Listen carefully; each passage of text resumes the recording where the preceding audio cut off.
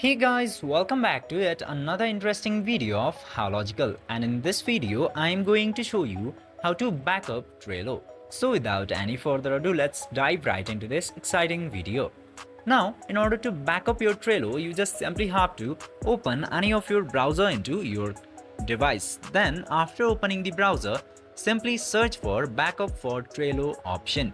Then after searching that, this option will appear from the official Trello.com site. Now, in order to backup, you can use Trello Power Up option. Now, in order to do that, either you have to take the premium version of Trello or you can use your free trials to do this. Now, you just simply have to scroll down and tap into this Add Power Up option. And then you'll have to choose your board into here where you want to add the backup and tap to add option. Then after doing this, your board will be powered up and backup will be enabled. This way you can easily backup your Trello. I hope this video was helpful for you. If yes, don't forget to like, share and subscribe to the channel to never miss another update. Thank you for watching the video.